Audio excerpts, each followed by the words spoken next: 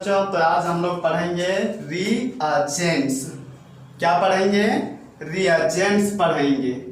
Reagent किसे कहते हैं? तो डिफिनेशन दिया हुआ है। देखिए डिफिनेशन क्या दिया हुआ है। Reagents the reactive particles which participated in any chemical reaction known as reagents। क्या कहलाता है? रिएजेंट्स कहलाता है। रिएजेंट किसे कहेंगे? हिंदी में थोड़ा सा सुनिए।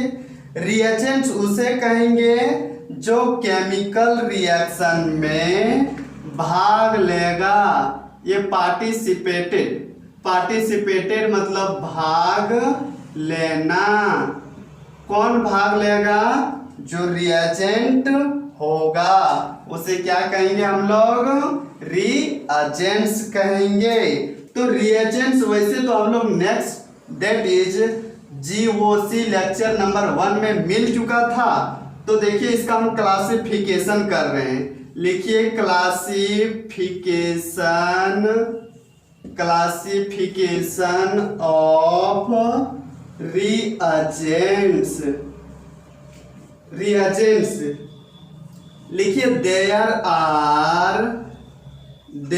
Are mainly three types of reagents. Mainly कितने तरह के होते हैं? 3 टाइप्स के होते हैं। पहला नंबर फ्री रेडिकल। पहला नंबर क्या है? Free radical. दूसरा नंबर क्या है? इलेक्ट्रोफाइल। क्या है दूसरा नंबर? इलेक्ट्रोफाइल। और तीसरा नंबर क्या है? न्यूक्लियोफाइल। तो चलिए हम पहला नंबर हेडिंग देते हैं फ्री रेडिकल। फ्री रेडिकल किसे कहते हैं थोड़ा सा उसको हम तेजी से जानते हैं। बाकी बात ये सब तो आप लोग के नोट्स में है ही। ये सब बेसिक जो है बेसिक आप लोग का नोट्स में दिया गया था लॉकडाउन के पहले, लेकिन फिर से हम थोड़ा सा हिंट कर रहे हैं ताकि आप लोग का याद हो जाए। तो हेडिंग दीजिए पहला number free radical. Free radical lecture number 1 में देखिए कैसे बन जाता है फ्री रेडिकल। दैट इज जब कभी इलेक्ट्रॉन आसानी से बंटवारा कर लेता था बॉन्डेड आइटम, तब उस एक इलेक्ट्रॉन को कहा जाता था फ्री रेडिकल कहा जाता था। क्या कहा जाता था? Free radical. जिसको समझ में ये फ्री रेडिकल नहीं आ रहा है वो लेक्चर नंबर 1 देखिए, होमोलैटिक फिजन। क्या देखिएगा? होमोलैटिक फिजन में ही इलेक्ट्रॉन इक्वली डिस्ट्रीब्यूट करता था, बराबर बंटवारा करता था। वहां एक इलेक्ट्रॉन आता था और उस एक इलेक्ट्रॉन को कहा जाता था फ्री रेडिकल। तो हम आसानी से इसको डिफाइन कर सकते हैं द रिएजेंट्स, क्योंकि ये रिएजेंट है इसलिए। अब रिएजेंट को हम लोग रिएक्टिव पार्टिकल भी बोले थे, तो इसको रिएक्टिव पार्टिकल्स भी बोल सकते हैं। तो लिखते हैं the reactive particles. The reactive particle which मतलब जो, विच कंटेंस मतलब रखना, कंटेंस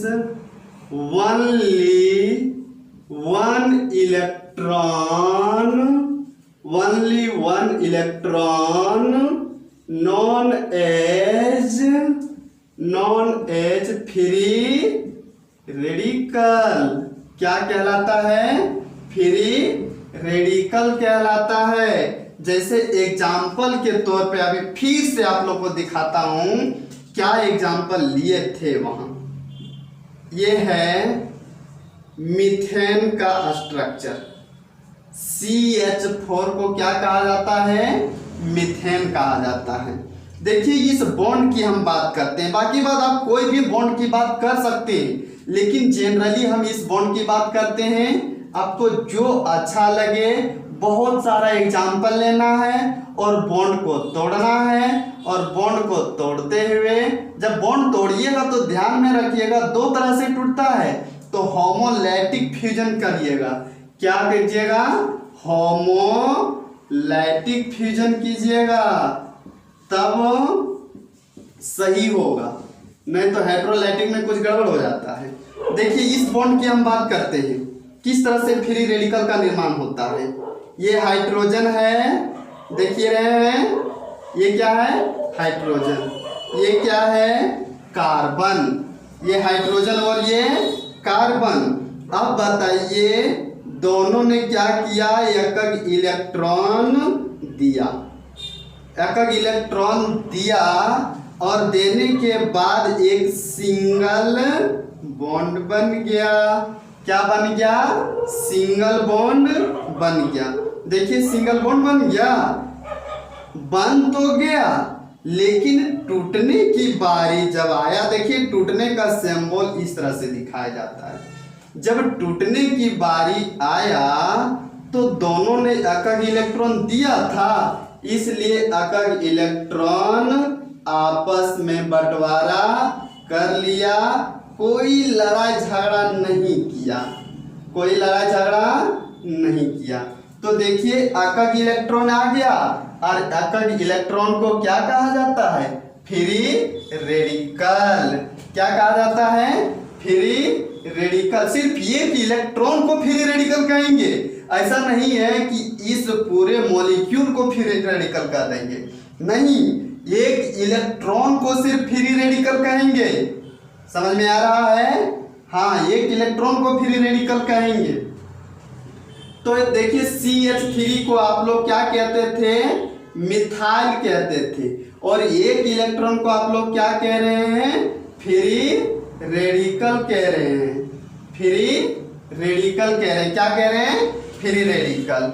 ये हाइड्रोजन है, जब H2 के रूप में रहता था तो इसको हाइड्रोजन कहते थे, लेकिन जब एक हाइड्रोजन रहे, एक H रहे, तो इसको हम लोग हाइड्राइड कहते हैं। क्या कहते हैं, हाइड्राइड इसका नाम हो जाता है, और एक इलेक्ट्रॉन है तो हाइड्राइड फ्री रेडिकल इसका नाम हो जाएगा। समझ में आया। तो इस तरह से देखिए ये सब बॉन्ड टूट सकता है, आसानी से टूटेगा।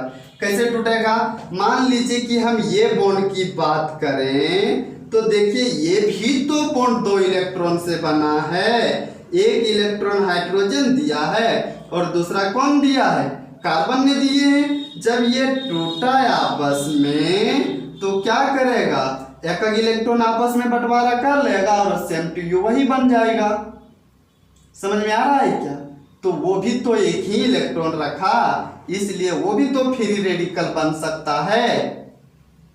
तो इस तरह से फ्री रेडिकल का निर्माण होता है, और ये सब हमेशा रिएक्शन को करने में मदद करता है।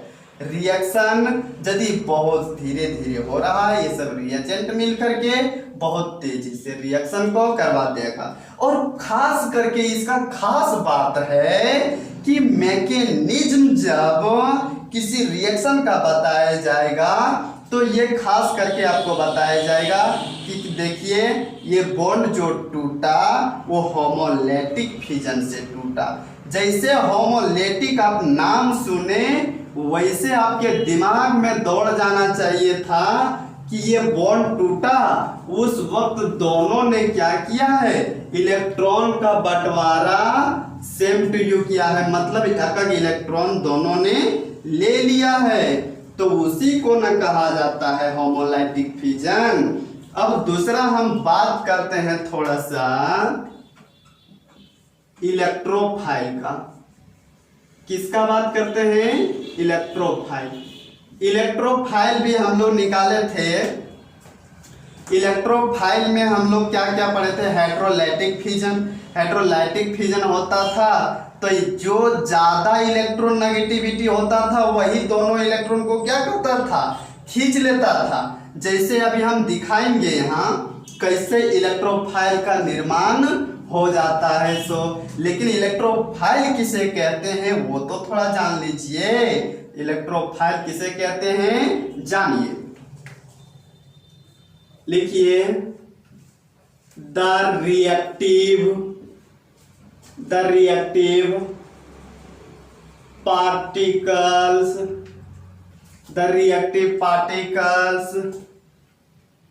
which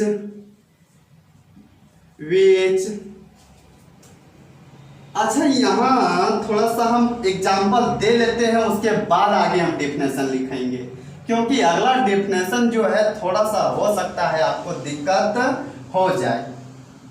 जैसे HCl, इसमें से देखिए ये जो बॉन्ड है बना हुआ वो 2 इलेक्ट्रॉन से बना हुआ है। कितने इलेक्ट्रॉन से? 2 इलेक्ट्रॉन से। साथ साथ में बोला भी कीजिए, क्योंकि आप लोग बोलिएगा ना तो हमको एनर्जी मिल जाता है कि मेरा बच्चा का सारा दिमाग बोर्ड पर ही है। इसलिए क्या कीजिए, जरूर आप लोग बोलिए। आप लोग बोलिएगा तो हमको बहुत ज़्यादा इंटरनल एनर्जी मिल जाता है और बहुत कुछ बताने का मन करता है, क्योंकि कितना पढ़ा में आप लोग को लगता है कुछ नया, लेकिन हम लोग के लिए नया नहीं है सर, एकदम नया नहीं है। लगता है बोर हो जा रहे हैं, लेकिन पैसा ऐसा चीज है कि कुछ भी करने को तैयार कर देता है। इसलिए देखिए और साथ साथ में आप लोग क्या कीजिए, बोलने की प्रयास कीजिए। देखिए ये जो बॉन्ड बना है वो कितने इलेक्ट्रॉन से बना है? 2 इलेक्ट्रॉन से, क्योंकि सिंगल बॉन्ड हमेशा 2 ही इलेक्ट्रॉन से बनते हैं। उसमें से ये बॉन्ड जब 2 इलेक्ट्रॉन से बना है तो एक इलेक्ट्रॉन कौन दिया है? क्लोरीन दिया है, और दूसरा हाइड्रोजन ने दिए हैं। पहला कौन दिए हैं? क्लोरीन, और दूसरा हाइड्रोजन। अब ये बॉन्ड टूटा दिया तो सिंगल बॉन्ड बन गया है, लेकिन टूटने की बारी जब आएगा तो देखिए यहाँ कुछ गड़बड़ घोटाला हो जाता है। क्या गड़बड़ घोटाला हो जाता है? इसका इलेक्ट्रोनेगेटिविटी 3.0 होता है और इसका 2.0 होता है। कितना? 3.0 और इसका 2.0। ये जो बॉन्ड ब्रेक होता है वो 2 तरह से होता है, लेकिन ये जो हो रहा है वो खास करके हेटेरोलाइटिक बॉन्ड फ्यूजन हो रहा है। क्या हो रहा है? हेटेरोलाइटिक में बताए थे कि जिसका इलेक्ट्रॉन नेगेटिविटी ज्यादा रहेगा वही बॉन्ड को क्या करेगा? अपने ओर दोनों लेके चला जाएगा। देखिए कैसे चला जाएगा। ये जब बॉन्ड टूटा तो देखिए इलेक्ट्रोनेगेटिविटी क्लोरीन का ज्यादा है। इलेक्ट्रोनेगेटिविटी कहने का मतलब है कि आइटम का एनर्जी ज्यादा है, और आप लोग खास करके जानते हैं कि जिसके पास ज्यादा एनर्जी होता है वही पटकन में जीत भी जाता है। जब ये दोनों आपस में पटकन के लिए भिड़ा तो क्लोरीन का एनर्जी ज्यादा है, तो क्लोरीन ने क्या किया? दोनों इलेक्ट्रॉन को ले लिया। बनाने वक्त एक हाइड्रोजन दिया था, लेकिन टूटने की बारी आया तो दोनों इलेक्ट्रॉन कौन ले लिया? क्लोरीन ले लिया। तो क्लोरीन के पास देखिए एक इलेक्ट्रॉन ज्यादा आ गया। आया क्या? क्लोरीन के पास एक इलेक्ट्रॉन ज्यादा आ गया। अब ज्यादा आ गया तो इसलिए एक नेगेटिव चार्ज, जिसके पास इलेक्ट्रॉन ज्यादा होगा उसके ऊपर एक नेगेटिव चार्ज, और जिसके ऊपर एक इलेक्ट्रॉन कम होगा दैट इज घाटा लग जाएगा, उसके ऊपर एक पॉजिटिव चार्ज। देखिए यहाँ हाइड्रोजन का जो है इलेक्ट्रॉन घाटा लग गया, क्योंकि ये दोनों इलेक्ट्रॉन कौन खींच लिए? ये क्लोरीन ने खींच लिए, इसलिए 2 इलेक्ट्रॉन क्लोरीन के पास चला गया और 2 इलेक्ट्रॉन में से क्लोरीन का एक ही इलेक्ट्रॉन था, एक इलेक्ट्रॉन तो दूसरा वाला आ गया, इसीलिए एक नेगेटिव चार्ज, और इसका एक इलेक्ट्रॉन घाटा लग गया, इसलिए एक पॉजिटिव चार्ज। इतना समझ में आ गया होगा। अब इतना समझ में आ गया तो जितना भी पॉजिटिव चार्ज वाला होगा वो हमेशा इलेक्ट्रोफाइल का काम करेगा। अब इसको हम लोग क्या कहेंगे, इलेक्ट्रोफाइल कहेंगे। तो इसी के सहारे देखिए अब आगे हम इसका डिफिनेशन डालेंगे, द रिएक्टिव पार्टिकल। अब रिएक्टिव पार्टिकल किसे कहेंगे, जो रिएक्शन में भाग लेगा। तो ये 100% रिएक्शन में भाग लेगा, क्योंकि बेचारा देख रहे हैं एक इलेक्ट्रॉन जो भी था वो भी कोई लेकर के इसका चला गया, तो क्या ये इलेक्ट्रॉन को नहीं खोजेगा, अपना 100% खोजेगा। इसलिए हमेशा ये तैयार रहेगा रिएक्शन में, कोई भी आ जाओ, जल्दी आ जाओ, जल्दी आ जाओ, मेरे साथ रिएक्शन करो, तो ये रिएक्शन के लिए तैयार रहता है। तो इस तरह के पार्टिकल को हम लोग क्या कहेंगे, रिएक्टिव पार्टिकल कहेंगे। क्या कहेंगे, रिएक्टिव पार्टिकल्स कहेंगे। और रिएक्टिव पार्टिकल को ही क्या कहते हैं हम लोग, रिएजेंट्स कहते हैं। क्या कहते हैं, रिएजेंट्स कहते हैं। देखिए आया फिर से डिफिनेशन आपका इलेक्ट्रोफाइल, द रिएक्टिव पार्टिकल्स। देखिए ये रिएक्टिव पार्टिकल्स है, द रिएक्टिव पार्टिकल्स विच मतलब जो। अब देखिए जो के बाद इसका इलेक्ट्रॉन घाटा लग गया है, क्या हो गया है, घाटा लग गया है। तो हम लिखेंगे थोड़ा सा अब डिफिशिएंट ऑफ इलेक्ट्रॉन। डिफिशिएंट का मतलब होता है घाटा लगना, घाटा लगना, इलेक्ट्रॉन का घाटा जिसको लग गया हो। तो इलेक्ट्रॉन का घाटा इसी को नहीं लगा।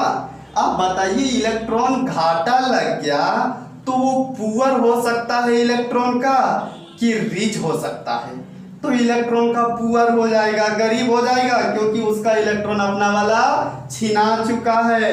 तो उसको भी हम लिखेंगे पुअर ऑफ इलेक्ट्रॉन्स।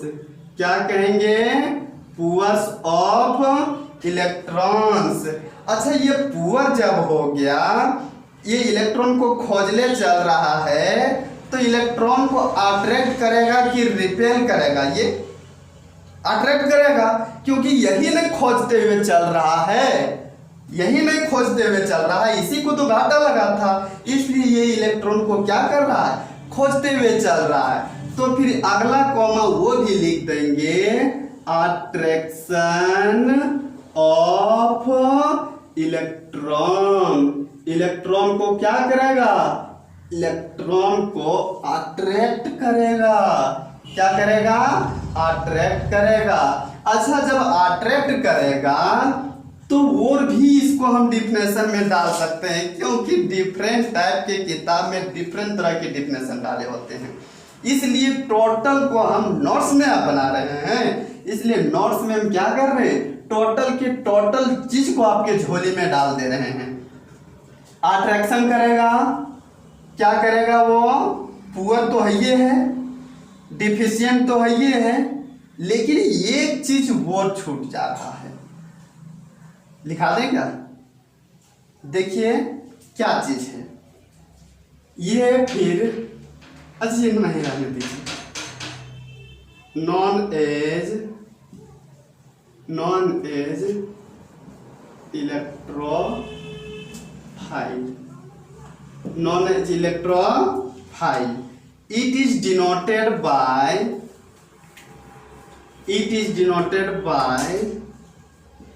लिखिए, it is denoted by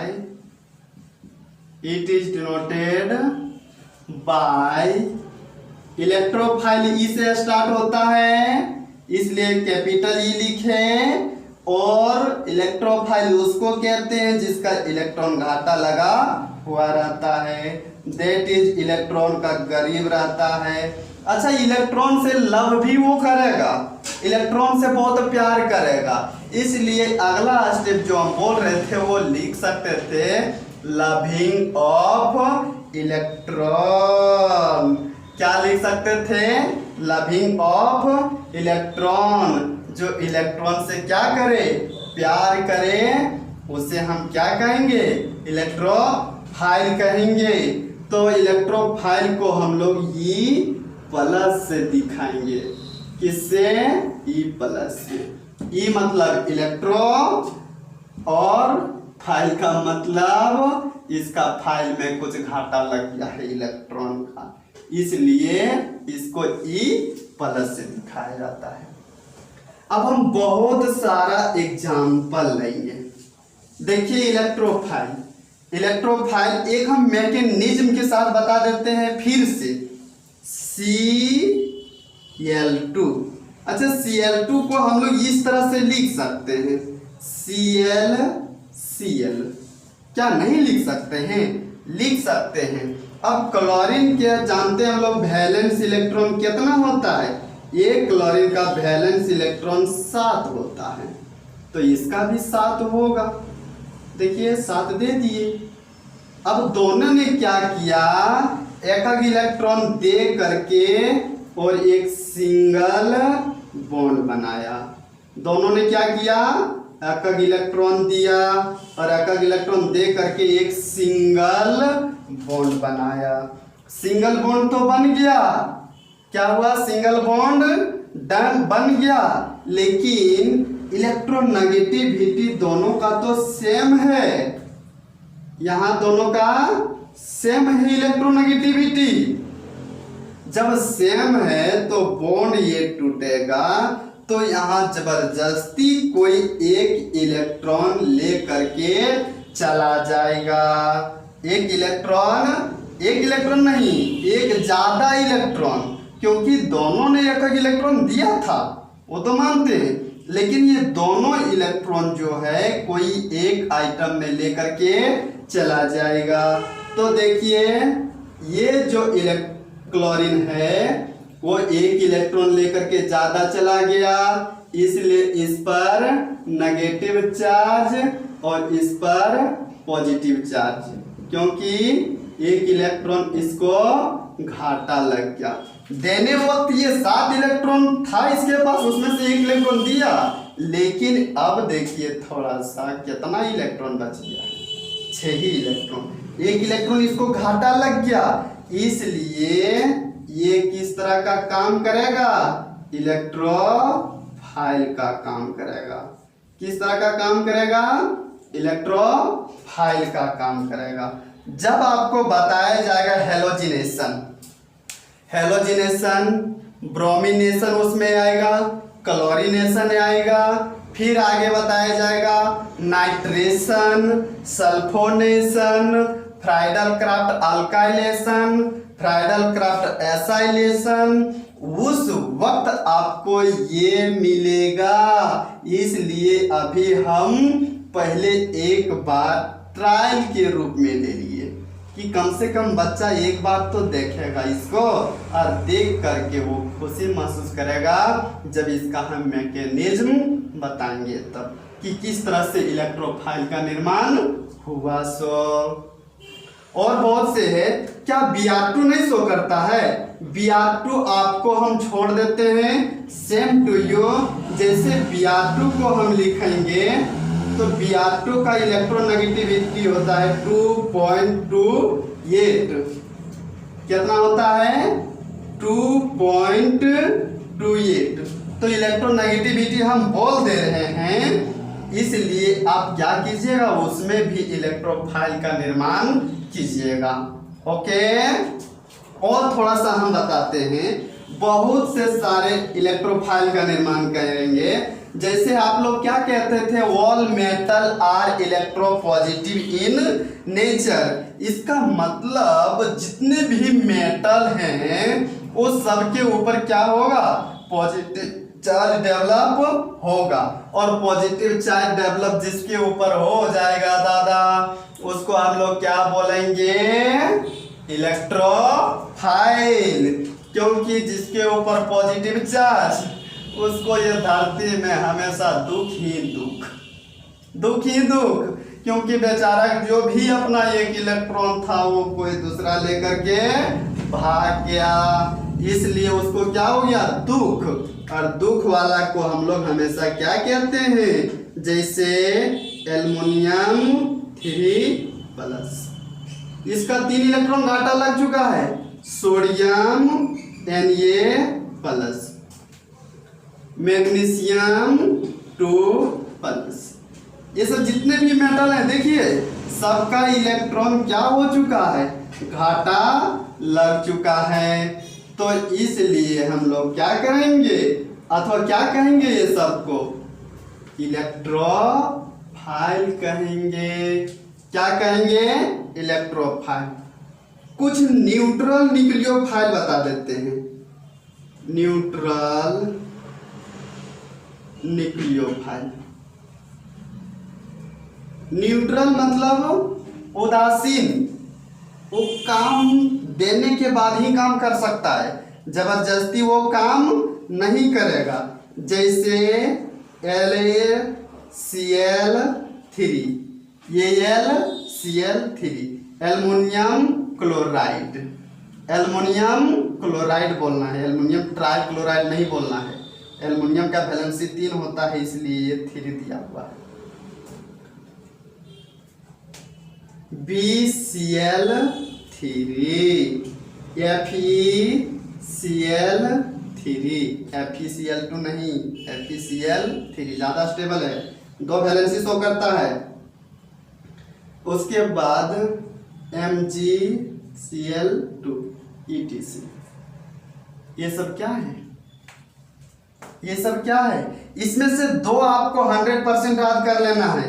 एक ये LCl3, क्या ये LCl3, और एक FeCl3, ये दोनों को आप याद कीजिए, आपका रिएक्शन में काफी ज्यादा पार्टिसिपेट करेगा। ये सब दोनों काफी ज्यादा पार्टिसिपेट करेगा, इसलिए आपको याद करना पड़ेगा। अब कैसे है ये इलेक्ट्रोफाइल, अब थोड़ा सा हम यहाँ बताते हैं कि कैसे है ये इलेक्ट्रोफाइल। क्योंकि all metal are electropositive in nature हम जानते हैं नहीं, तो Cl ऑल मेटल आर क्या होता है, इलेक्ट्रोपॉजिटिव इन नेचर होता है। अब पॉजिटिव है तो इसका मतलब एक इलेक्ट्रॉन को ये खोज रहा होगा, एक इलेक्ट्रॉन को ले सकता है ये, इसलिए ये क्या है, इलेक्ट्रोफाइल है। लेकिन तभी ये काम करेगा जब इसको मिलेगा, ये जबरदस्ती किसी को नहीं मान सकता है, नहीं ले सकता है। यदि इसके पास कोई आना चाहता है तभी ये ले सकता है, इसलिए इसको लिखा हुआ है न्यूट्रल इलेक्ट्रोफाइल, न्यूक्लियोफाइल नहीं, न्यूट्रल इलेक्ट्रोफाइल। गलत हो गया, थोड़ा सा मिस आउट। अच्छा, अब थोड़ा सा हम देखेंगे क्या nucleophile. Nucleophile same to you, इसमें इलेक्ट्रॉन को खोजते हुए चल रहा है, अट्रैक्ट कर रहा है, पुअर है इलेक्ट्रॉन का, लविंग ऑफ इलेक्ट्रॉन काम कर रहा है ये, लेकिन इसका इनवर्सली प्रोपोर्शनल, क्योंकि इलेक्ट्रॉन उसके पास ज्यादा होगा जिसका इलेक्ट्रोनेगेटिविटी ज्यादा होगा। अब बताइए वो उसके पास इलेक्ट्रॉन ज्यादा है ही, तो वो क्या इलेक्ट्रॉन को चाहेगा, नहीं, हमेशा क्या करेगा, वो हेटर करेगा, हमेशा वो दूर जाना चाहेगा, दुश्मनी लेना चाहेगा। आई तोर पास हम कैसे जाएंगे, ऐसे ऐसे इधर उधर, कहां से न कहां से आ गया है। तो हम फिर थोड़ा सा यहां से मॉडिफिकेशन करेंगे। द रिएक्टिव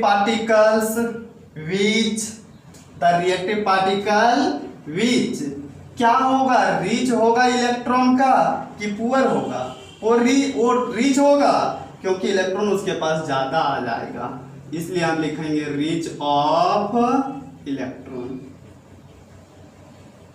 इलेक्ट्रॉन का क्या होगा, रीच होगा।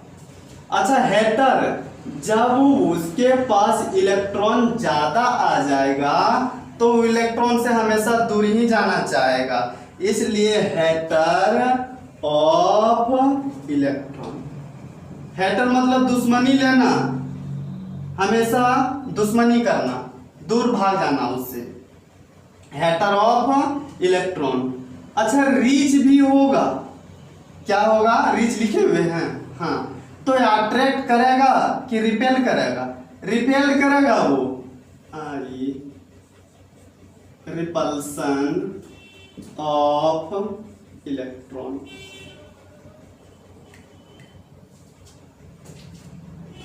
इलेक्ट्रॉन का क्या करेगा वो, रिपल्सन भी करेगा, नॉन एज न्यूक्लियोफाइल। क्या कहा जाता है, nucleophile. It is denoted by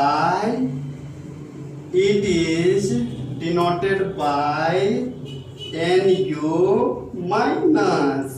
minus का मतलब समझ में आ गया होगा, NU मतलब न्यूक्लियो और ये माइनस का मतलब एक नेगेटिव चार्ज जो आ जाता था, क्योंकि एक इलेक्ट्रॉन ज्यादा तो वो लेगा ही, और एक इलेक्ट्रॉन ले लेगा ज्यादा तो उसके ऊपर नेगेटिव चार्ज, और उस नेगेटिव चार्ज को हम लोग क्या कहते थे, न्यूक्लियोफाइल कहते थे।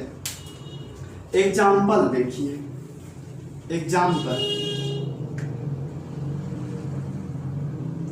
OH minus. अच्छा जितने भी हैलोजन आइटम हैं that is fluorine, chlorine, bromine, iodine, देखिए सबके पास एक इलेक्ट्रॉन ज्यादा है। ईथर